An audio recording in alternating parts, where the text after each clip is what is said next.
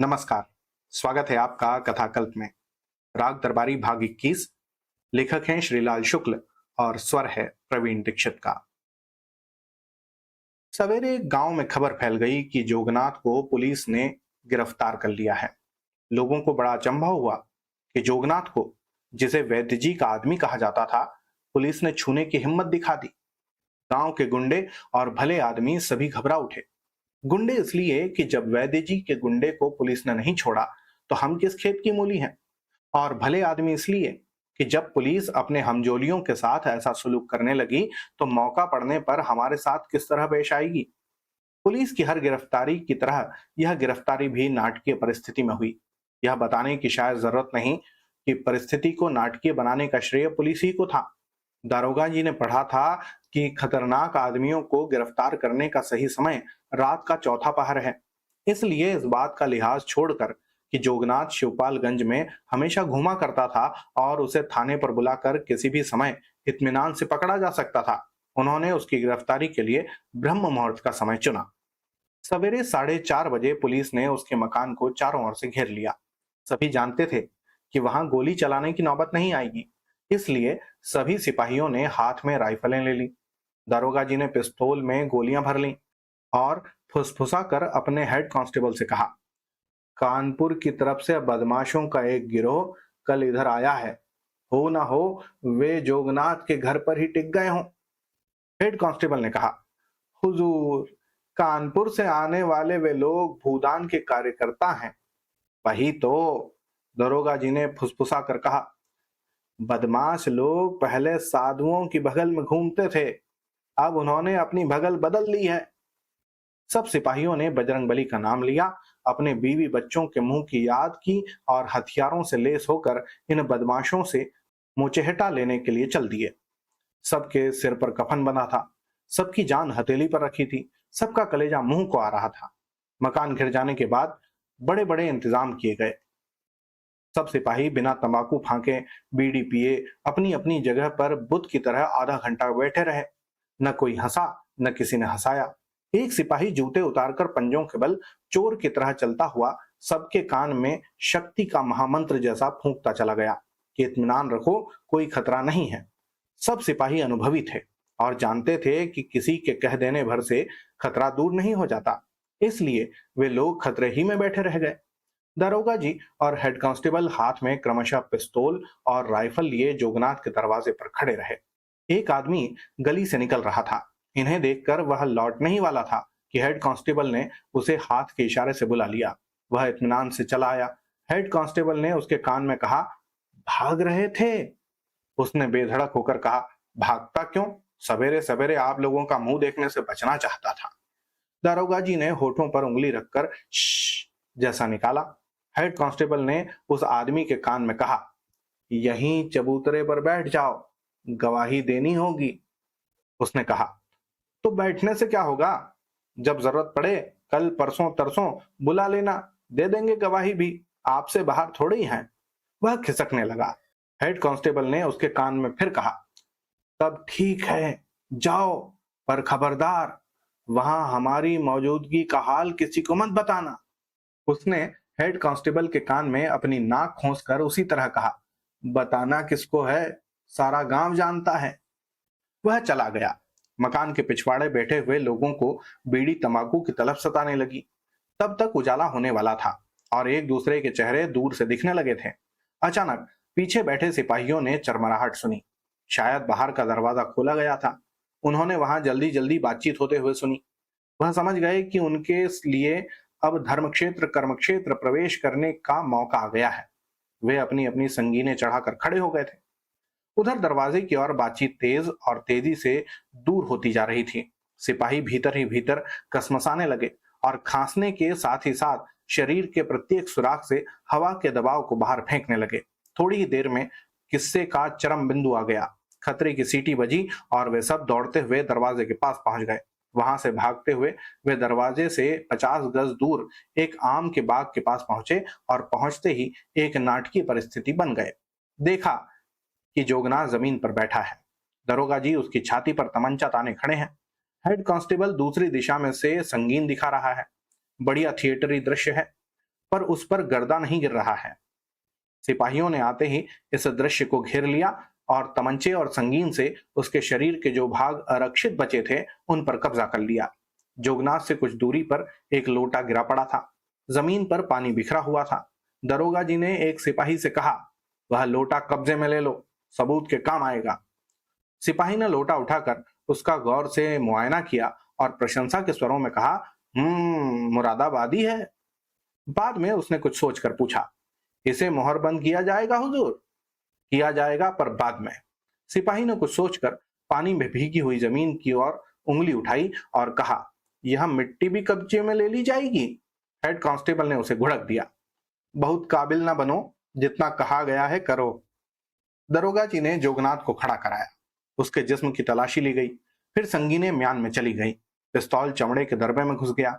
सिपाहियों में बातें होने लगी। एक ने कहा कि हो ना हो सवेरे सवेरे यह हाजत रफा करने जा रहा था। दूसरा बोला कि क्या पता आसपास कोई गिरोह हो, उसे दाना पानी देने जा रहा हो। तीसरे ने कहा कि अब वैद्य जी शोर मचाएंगे। चौथे ने धीरे से कहा कि वैद्य जी को दरोगा जी अपनी जेब में डाले घूम रहे हैं, गिरफ्तारी कप्तान के हुक्म से हुई है। पांचवें ने कहा कि चुप चुप, जरा देख, तमाशा देख। जोगनाथ अपनी जगह पर किसी लोक नृत्य की मुद्रा में खड़ा था, पर उसके चेहरे से जाहिर था कि वह नाचेगा नहीं। अचानक दारोगा ने उसके गाल पर एक जोरदार तमाचा मारकर पूछा, लोटा लेकर कहां जा रहा था? उसने चोट के असर को दूर करने के लिए आंखें मिलमिलाई। उसके बाद ही दरोगा जी की आंखों में आंखें डालकर कहा, बोटी बोटी काट डालो, तब भी जब तक मेरा वकील नहीं कहेगा मैं कुछ नहीं बताऊंगा। दरोगा जी ने हेड कांस्टेबल को हुक्म दिया, हथकड़ी डालकर इसे ले चलो, अभी इसके मकान की तलाशी लेनी है। इनकी खबर भी लेनी है, हेड कांस्टेबल ने कहा। पूरी घटना के बारे में अगर कोई दरोगा जी से पूछता तो वे इसका विवरण इस प्रकार देते, आज से कुछ दिन पहले गांव में चोर आए थे। पुलिस ने ग्राम रक्षा समिति की मदद से उन्हें पकड़ने की कोशिश की, पर जैसा कि इस मौके पर अक्सर हो जाता है, चोर अपने गिरोह का एक मुकामी आदमी पीछे छोड़कर निहायत चालाकी के साथ अंधेरे में गायब हो गए और पुलिस और ग्राम रक्षा समिति की मुस्तैदी के कारण दस्तयाब न होने पर भी वे अपने मुजरिमाना इरादों में कामयाब न हो पाए। पर उनके गिरोह का मुकामी आदमी जिस वक्त गांव में चोरी की आमद से चहल पहल मची थी, गांव वालों की घबराहट का नाजायज फायदा उठाकर गयादीन के मकान में बनियत चोरी करने दाखिल हो गया। ग्राम रक्षा समिति वालों की आवाज लगाने पर गयादीन के घर में लोग जाग गए और तभी उन्होंने किसी शख्स को सीढ़ी से चढ़कर छत पर जाते हुए देखा। पुलिस बात की बात में हवा की तरह मौके पर पहुंच गई। तब तक वह आदमी गायब हो चुका था।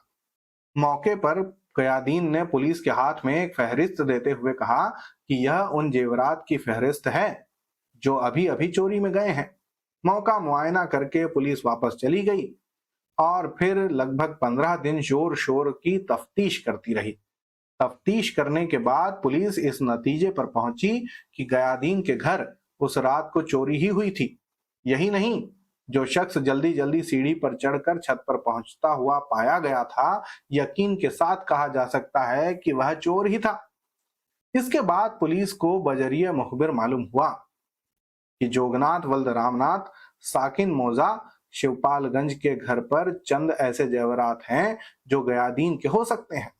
पूरा पता लग जाने पर आज सुबह मुंह अंधेरे उसके घर पर दबिश दी गई। जोगनाथ लोटा लेकर उस वक्त कहीं बाहर जा रहा था। पुलिस के सामने उसने जुर्म का इकबाल किया और खुद उसने अपनी मौजूदगी में मकान की तलाशी करवाई। तलाशी, जैसा कि कानून में लिखा गया है, मोहल्ले के एक बाइज्जत आदमी की मौजूदगी में हुई। यह बताना भी जरूरी है कि इस मौजे में अव्वल तो आदमी ही नहीं मिलते हैं और दूसरे यह कि अगर कोई आदमी मिल भी जाए तो उसे बाइज्जत मानना मुश्किल है। जो भी हो, यह तलाशी छोटे पहलवान वल्द कुसहर प्रसाद और बैजनाथ वल्द त्रिवेणी सहाय के मौजूदगी में हुई। बैजनाथ इस गांव का बाशिंदा नहीं है। इस बाइज्जत आदमी को पड़ोस के गांव से बुला लिया गया था। जोगनाथ के दिखाने पर अंदर कोठरी में एक जगह खोदा गया। उससे एक हांडी निकली और हांडी के अंदर 4 जेवरात, एक करधनी चांदी की, कीमत लगभग 50 रुपया, एक जोड़ी बिछिया कीमत लगभग 3 रुपया, एक हमेल चांदी की कीमत लगभग 25 रुपया और एक नाक की कील सोने की कीमत लगभग 30 रुपया बरामद हुए। उनकी फर्द बरामदगी तैयार करके गवाहान के दस्तखत लिए गए। इस सामान को मय हांडी के एक कपड़े में बांधकर मोहर बंद किया गया। यह सारी कार्यवाही वहीं मौके पर यानी कोठरी के अंदर की गई। जोगनाथ ने गिरफ्तारी के वक्त झगड़ा किया था। उसे पकड़ने के सिलसिले में हेड कांस्टेबल की कमीज फट गई और हाथ में चोट आई। जोगनाथ पर काबू पाने के लिए कम से कम जितनी ताकत जरूरी थी उसका इस्तेमाल किया गया। बाद में जोगनाथ और घायल सिपाही का डॉक्टरी मुआयना कराया गया। सिपाही 2 हफ्ते की डॉक्टरी छुट्टी लेकर घर चला गया है। जोगनाथ के जिस्म पर 20 नीले नीले निशान और 40 खरोंचे हैं। सभी चोटें मामूली हैं और जमीन पर गिर पड़ने की वजह से आई हैं। यह आख्यान वैद्य जी को बहुत घुमा फिरा कर सुनाया गया, पर आज पहली बार वैद्य जी को इस शाश्वत सत्य में संदेह हो रहा था कि पुलिस जो करती है ठीक ही करती है। वैद्य जी की राय जोगनाथ के बारे में बहुत अच्छी न थी, पर वे उस दुनिया में रहते थे जहां आदमी का सम्मान उसकी अच्छाई के कारण नहीं, उसकी उपयोगिता के कारण होता है। उनके आदमियों में जोगनाथ ही ऐसा था जो जी खोलकर दारू पीता था, और चाहे अपने पैसे से पी रहा हो चाहे किसी दूसरे के पैसे से, दारू की मात्रा में अंतर नहीं आने देता था। कुल मिलाकर वह एक मंझोली हैसियत का गुंडा था। वैद्य जी को संदेह था कि जोगनाथ की गिरफ्तारी के पीछे कुछ पॉलिटिक्स है।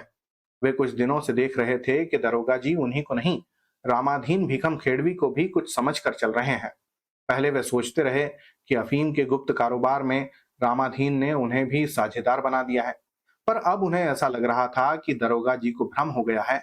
इस बात का भ्रम कि राजनीतिक दावपेच में रामाधीन भीखम खेड़वी उनके लिए वैद्य जी की अपेक्षा ज्यादा कारगर साबित होंगे। जो भी हो, वैद्य जी को एहसास हो गया था कि इस परिस्थिति में अगर जोगनाथ की गिरफ्तारी होती है तो शुरू में वही होगा जो दरोगा जी चाहेंगे, और दरोगा जी वही चाहेंगे जो रामाधीन भीखम खेड़वी चाहेंगे। पर रुपन बाबू ने जिद की थी कि जोगनाथ को जमानत पर थाने से ही छुड़वा लिया जाए, इसलिए वे दरोगा जी से न चाहते हुए भी बात करने के लिए तैयार हो गए थे। दरोगा जी इस वक्त सवेरे वाले मुस्तैद दरोगा न थे, जिनकी निगाह पड़ते ही आदमी के जिस्म पर नीलगु निशान और खरोंचे उभर आती हैं। इस वक्त वे सिल्क के कुर्ते में अपनी तंदुरुस्त देह को झलका रहे थे। खद्दर का पैजामा, होठों के कोनों से पान बहता हुआ। उनके मुंह से वैद्य जी ने पूरी घटना सुन ली। उन्हें ताजुब नहीं हुआ, सिवाय इसके कि जोगनाथ के घर से पुलिस ने एक देसी तमंचा तक नहीं बरामद किया। पुलिस के घनिष्ठ संपर्क में इतने साल बिताकर वे इतना जान गए थे कि ऐसे मौके पर अपराधी के घर से लोहे का एक भौंडा टुकड़ा जरूर निकलता है जिसे तमंचा समझा जाता है, और जिसे देखते ही यह ऐतिहासिक तथ्य अपने आप स्पष्ट हो जाता है कि 18वीं और 19वीं सदी में अंग्रेजों के सामने भारतीयों की हार का मुख्य कारण क्या था। उन्होंने दारोगा जी को मुरव्वत के लिए धन्यवाद देना आवश्यक समझा। भूमिका के तौर पर पूछा, जोगनाथ के घर से केवल आभूषण ही निकले? गांजा, भांग, चरस या अफीम तो नहीं? मैंने अफीम की तलाशी नहीं ली थी। वैसे करता तो लोग यही कहते कि उस बार उधर की पार्टी से एक आदमी अफीम के सिलसिले में पकड़ा गया था, इसलिए इस बार एक आदमी इधर से पकड़ा गया है। पार्टी? वैद्य जी ने आश्चर्य के साथ पूछा, कैसी पार्टी? आप यह किसकी भाषा बोल रहे हैं? उत्तर दिया रुपन बाबू ने, पुलिस की। दरोगा जी ने आंखें मीच कर अपना दिमाग साफ करना चाहा। मन में उन्होंने कहा कि अंग्रेजी शराबों में जिन बहुत धोखेबाज चीज है, देखने में पानी जैसी है पर पेट में पहुंचकर जबान को गलत मोड़ देने लगती है। क्या कहना चाहिए और क्या कहलाती है। उन्होंने आंखें खोली। वैद्य जी का चेहरा काफी गंभीर हो गया था। अब ये कोई कमीनेपन की बात कहेंगे सोचकर दरोगा जी उनके मुंह की छटा निहारने लगे। आपने यह संकोच निरर्थक ही दिखाया, वैद्य जी बोले। जो अफीम का तस्कर व्यापार करता हो उसे कभी क्षमा न करना चाहिए। वह दुराचारी है, देशद्रोही है। दरोगा जी चुपचाप बैठे रहे। उन्होंने मन ही मन हलफ उठाया कि जिन हो या न हो, अब कोई गलत बात नहीं कहूंगा। वैद्य जी ने अचानक पूछा, जोगनाथ के घर से तमंचा तक नहीं निकला? यह कैसी तलाशी थी? ऐसी ही वैसी समझ लीजिए, दरोगा जी विनम्रता पूर्वक बोले। अब इतने तमंचे कहाँ रह गए हैं कि हर तलाशी में एक एक निकलता जाए। मुस्कुराकर उन्होंने सोचा कि जिन एक्टिंग करने में बड़ी मददगार साबित होती है। रुपन बाबू एक अखबार के पीछे अपना मुंह छिपाए हुए थे। वहीं से बोले, कहाँ चले गए सब तमंचे? आपके स्टॉक वाले सब खत्म हो गए क्या? दारोगा जी ने गंभीरता पूर्वक कहा, पिछली बार वैद्य जी ने जो भाषण थाने पर दिया था, यह उसी का नतीजा है। उससे प्रभावित होकर सभी बदमाशों ने अपने तमंचे इलाके के बाहर फेंक दिए हैं। ज्यादातर उन्नाव वालों के हाथ बेच दिए हैं। बद्री पहलवान उन्नाव गए हुए थे, अभी लौटे नहीं थे। वैद्य जी ने आंख का कोना सिकोड़कर कुछ सोचा और धीरे से हंसे। बोले, शिवपालगंज का जलवायु बड़ा ही उत्कृष्ट है, बुद्धि के विकास के लिए बड़ा अनुकूल पड़ता है। मैं तो आपको ही यहाँ का जलवायु मानता हूँ। इस बार दरोगा जी ने यह कहकर जिन को मन ही मन गालियां नहीं दी, बल्कि वे खुलकर हंसे। वे हंसते रहे और उन्हें पता ही नहीं चला कि जिन ने जबान को ही नहीं, गले को भी गलत मोड़ दे दिया है। वैद्य जी चुपचाप बैठे रहे। दारोगा जी की बात उन्होंने अनसुनी कर दी थी। दारोगा जी चलने के लिए धीरे से खड़े हो गए। जब वे बैठक के चौखट लांग रहे थे तो वैद्य जी ने, जैसे वे कोई भूली बात याद कर रहे हों, कहा, जोगनाथ की जमानत तो शायद मेरे ही नाम लिखी गई है। दारोगा जी खड़े हो गए। बोले, वैसा होता तो आपके दस्तखत जरूर करा लेता, पर कोई बात नहीं, अदालत से जमानत हो जाएगी, किसी को वहीं भेज दीजिए। वैद्य जी चुप हो गए। रूपन ने अब साफ साफ पूछा, यहां जमानत लेने में क्या दिक्कत है? अब चोरी का जुर्म गैर जमानती है, और खून का?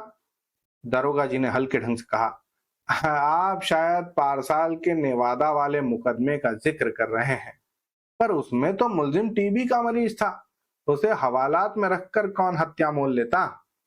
रुपन बाबू अखबार छोड़कर पहले ही उठ खड़े हुए थे। बोले, जोगनाथ अभी तो आपकी हिरासत ही में है, उसका वही मुआयना करा लीजिए, वह भी बीमार है। यह और बात है कि टीबी तो नहीं, सुजाक है। वैद्य जी ने ठंडी आवाज में कहा। रुपन, शिष्टता से बोलो, दारोगा जी अपने आत्मीय हैं, जो करेंगे समझकर ही करेंगे। दारोगा जी ने दोहराया, तो आज्ञा है, चलूं? जरूर चलिए, रुपन बाबू बोले। थाने पर रामाधीन बैठे राह देख रहे होंगे। दारोगा जी मुस्कुराए, फिर नौकरशाही के जीवन की सबसे खेदपूर्ण घटना का जिक्र किया। देश आजाद हो गया है, इसलिए अब बात ही दूसरी है, वरना रुपन बाबू, राह तो बड़े बड़े लोग देख रहे होते। उनके चले जाने पर रुपन बाबू ने कहा, जिसे समझे थे खमीरा, वो भसाकू निकला। इतना उन्होंने स्वगत के रूप में कहा। बाकी वैद्य जी से कहा, बड़ी बेइज्जती हुई। वैद्य जी शांत भाव से बैठे रहे। फिर रंगनाथ को घर से निकलता देखकर व्याख्यान शैली में बोले, लाभा लाभ, जया जय, मान अपमान, इन सबको समबुद्धि से लेना चाहिए। पिताजी गीता की बात कर रहे हैं, रुपन बाबू ने सोचा। अब देखें यह दरोगा बचकर कहां जाता है। बाबू रामाधीन भीकम खेड़वी के दरवाजे पर आज भांग घुट रही थी। सामने एक छप्पर के नीचे जुआ हो रहा था। दोनों चीजों से बेलोस बाबू रामाधीन एक चारपाई पर लेटे हुए लंगड़ की बात सुन रहे थे। लंगड़ चबूतरे के नीचे खड़ा था। रंगनाथ और सनीचर उसी ओर से निकल रहे थे। बाबू रामाधीन ने उन्हें आवाज देकर बुलाया। खुद चारपाई के एक कोने में बैठकर उसे उन्होंने सिरहाने बैठा लिया। सनीचर के बारे में उन्होंने कोई तकल्लुफ नहीं दिखाया, सिर्फ इतना कहा, खड़े क्यों हो, बैठ जाओ प्रधान जी। रंगनाथ के लिए यह दूसरा मौका था। पहली बार जब वह रामाधीन के घर के आगे से निकला था, भांग और जुए का कहीं जिक्र न था। आज यहाँ का मौसम अच्छा था। रंगनाथ ने लंगड़ की ओर देखकर पूछा, इनके क्या हाल हैं? बहादुर आदमी है, समझ लो बैल को दुह कर आया है। रामाधीन ने हाथों से इशारा करके बताया कि बैल को धोने की कोशिश में हाथों को कहां तक जाना पड़ता है। रंगनाथ ने ललकार कर पूछा, क्या हुआ, नकल मिल गई? लंगड़ ने वैष्णव संतों की निरीहता से जवाब दिया, हाँ बापू, अब मिली ही समझो। सदर से दरखास्त वापस लौट आई है। वैसे सदर जाने वाली दरखास्तें वहीं खो जाती हैं, पर मेरी खोई नहीं। आप लोगों के चरणों का प्रताप है। सनीचर ने समझदारी से कहा, बहुत अच्छा लक्षण है। हैं, दरखास्त वापस लौट आई तो अब नकल भी मिल जाएगी। कब मिलेगी? रंगनाथ ने पूछा। लंगड़ को यह उतावली कुछ ना पसंद आई। रंगनाथ को दिलासा देते हुए कहा, नकल बाबू कहते हैं कि तुम्हारा नंबर अब आने ही वाला है। रामाधीन ने कहा, जाओ लंगड़, जाकर उधर ठंडाई वंडाई पी लो। फिर वे रंगनाथ की तरफ घूमे और बिना दिलचस्पी के बोले, सुना आज जोगनाथ गिरफ्तार हो गया है। रंगनाथ शुरू से ही इस सवाल के लिए तैयार था। उसने रामाधीन से पूछा, कौन जोगनाथ? रामाधीन उसका मुंह देखते रह गए। फिर सनीचर से बोले, प्रधान जी, इन्हें बताओ जोगनाथ कौन है? सनीचर ने कहा, तुम बाबू साहब मुझको अभी से प्रधान वर्धान न कहो, हैं? जब अपना कीमती वोट मंगलदास वल्द दुलारे लाल को दे दोगे तभी मैं प्रधान बन पाऊंगा। अभी से टिलर टिलर करना बेकार है, क्यों ना बाबू रंगनाथ? हैं? भंग का गिलास रंगनाथ के आगे आ गया था। उसने सिर हिलाकर कहा, अब मैं तो पीता नहीं हूं। बाबू रामाधीन को कुछ वैसे ही अपमान का अनुभव हुआ, जिसका अंतिम परिणाम हल्दी घाटी की लड़ाई थी। गुर्रा कर बोले, तुम भांग क्यों पियोगे भैया? यह जाहिलों की चीज है। रामाधीन के सामने एक गंजहा बैठा था। रंगनाथ को अपने से ज्यादा साफ सुथरा देखकर वह उसे शुरू से ही अपना स्वाभाविक शत्रु मान रहा था। वह बोल पड़ा, अरे यह शहरी आदमी है, भंग कैसे पी सकते हैं? इनके लिए तो बोतल वाली निकालो बाबू साहेब। रामाधीन ने रंगनाथ के प्रति बड़ी भलमनसाहट से देखा और बोले, ये बोतल वाली नहीं पिएंगे, बामन है ना? फिर उन्होंने रंगनाथ से आदर पूर्वक पूछा, और पीते हैं तो हुक्म करें, मंगाऊं? बामन के स्तर पर उतार दिए जाने के कारण रंगनाथ को जवाब देने में दिक्कत महसूस होने लगी। पर सनीचर ने बिना हिचक कहा, अरे तुम क्यों बोतल मंगाते हो? बोतल तो ये चिमरखी दास मंगाए जिन्होंने यह बात उठाई है। कहकर उसने गंजही की तरफ हिकारत के साथ कहा, खड्डूस कहीं के। फिर एक स्थानीय कहावत, जिसका खड़ी बोली में मतलब था कि 1600 सुअरों को निमंत्रण देते घूम रहे हैं, पर हालत यह है कि स्थान विशेष में पाखाना तक नहीं है। रंगनाथ ने अब चल देना ही ठीक समझा, क्योंकि बातें उखड़ी उखड़ी हो रही थी। अब चलने दीजिए बाबू रामाधीन जी, टहलने जा रहा था, देर हो जाएगी। टहलना काम है घोड़ी का, मर्द बच्चे का नहीं। वह आत्मीयता से बोले, 500 दंड फटाफट मारिए, लोहा लंगड़ सब कुछ पेट में हजम हो जाएगा। वे दोनों चल दिए, पर चलते चलते जुआरियों के पास थोड़ी देर के लिए ठिठक गए। खेल दो गुटों में हो रहा था। एक और कई आदमी बैठे हुए कोर्ट पीस खेल रहे थे। उनकी परिस्थिति पर गौर करने से पता चलता था कि कोर्ट पीस एक ऐसा खेल है जो 52 पत्तों से होता है।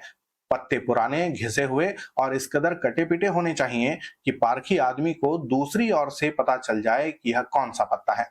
उस गुट को देखने से यह भी पता चलता था कि कोर्ट पीस 8 आदमियों द्वारा खेला जाता है। उनमें 4 आदमी पत्ते हाथ में लेकर, मुंह को अपनी छाती पर लटकाकर और दारुण चिंता के बोझ से में दबकर बैठते हैं। बाकी 4 आदमी एक एक खिलाड़ी के पीछे बैठकर उस खेल का आंखों देखा हाल बयान करते चलते हैं, और जहां चुप रहने की जरूरत हो वहां निश्चित रूप से बोलते हैं। यही नहीं, वे खेलने वालों के लिए तमाकू मलने, बीड़ी सुलगाने, पानी मंगाने और फेंके गए पत्तों को उठाने का काम करते हैं।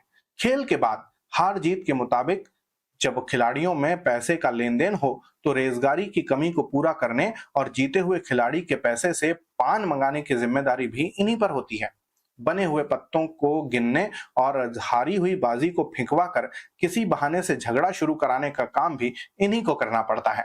सामने बैठे खिलाड़ी को कौन सा पत्ता चलना चाहिए, इसे इशारे से बताना और इशारे का पता चल जाने पर विरोध में शोर मचाना भी इन्हीं का काम है।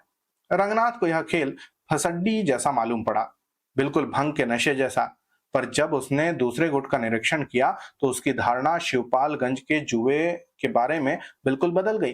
वे फ्लैश खेल रहे थे, जो लैंटर्न को लालटेन बताने वाले नियम से यहाँ फल्लास बन गया था। खेल बड़े घमासान का चल रहा था। एक तरफ ब्लफ का स्वयं चालित अस्त्र हत्याकांड मचाए हुए था, दूसरी ओर शुद्ध देशी चाल से एक खिलाड़ी बढ़ रहा था।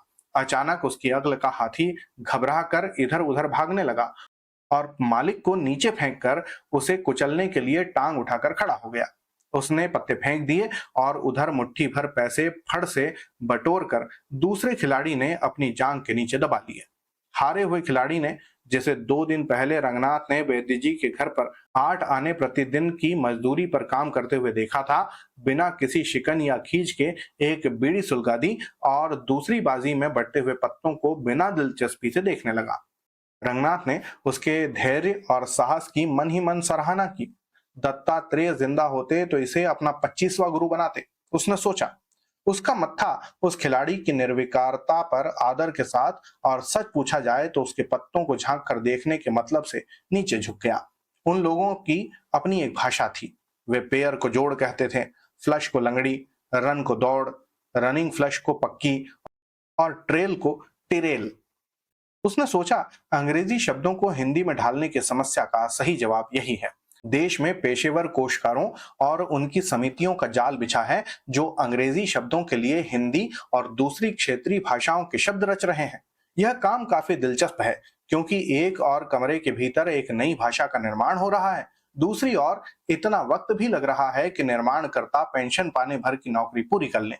यह इसलिए भी दिलचस्प है कि इस तरह बनाई गई भाषा का कोई अर्थ नहीं है, सिवाय इसके कि यह कहा जा सकता है कि लो भाई, जो शय हमारी अंग्रेजी में थी वह तुम्हारी भाषा में आ गई। अब भाई उसे लें या न लें, इससे किसी को कोई उलझन नहीं है। रंगनाथ इस बेहुदा समस्या के बारे में कभी कभी सोचता था, पर उसे कोई रास्ता नहीं दिख पड़ता था। बार बार पक्की, टेरेल और लंगड़ी का प्रयोग सुनकर उसने आज सोचा, क्यों ना इन 4-5 गंजहों की एक समिति बनाकर दिल्ली में बैठा दी जाए। ये बड़े बड़े पारिभाषिक शब्दों के लिए सिर्फ सामाजिक स्वीकृति के आधार पर अपनी मातृभाषा के कुछ शब्द निकालकर पेश कर देंगे और कुछ न हुआ तो ट्रेल को टेरेल बनाने में क्या देर लगती है। जिस आत्मविश्वास से वे खेल रहे थे और अपने चूतड़ की खाल तक को बेचकर वे जिस आशावादिता से ब्लफ लगा रहे थे, उसने रंगनाथ को अचंभे में डाल दिया। यह स्पष्ट था कि विदेशों से करोड़ों रुपए उधार मांगने वाले डेफिसिट फाइनेंसिंग के आचार्यों और महान राजनीतिज्ञों में भी इतना मजबूत कलेजा मिलना मुश्किल है। रंगनाथ ने सोचा, इन मजदूरों और चरवाहों का जीवन देखकर आज से मैं दिल्ली के स्वप्न दृष्टाओं पर नाराज होना छोड़ दूंगा। उसने अपने पास बैठे खिलाड़ी की ओर देखा। इस बार वह फिर दांव हार गया था। उसने एक नई बीड़ी सुलगाई और निर्विकार भाव से इधर उधर आंखें घुमाकर देखा। रंगनाथ और सनीचर को सूनी निगाह से एक किनारे छोड़ते हुए उसने कुछ दूर खड़े हुए एक मजदूर को 5 उंगलियां दिखाकर रुपए निकालने का इशारा किया। उसने सिर हिलाकर नहीं कह दिया।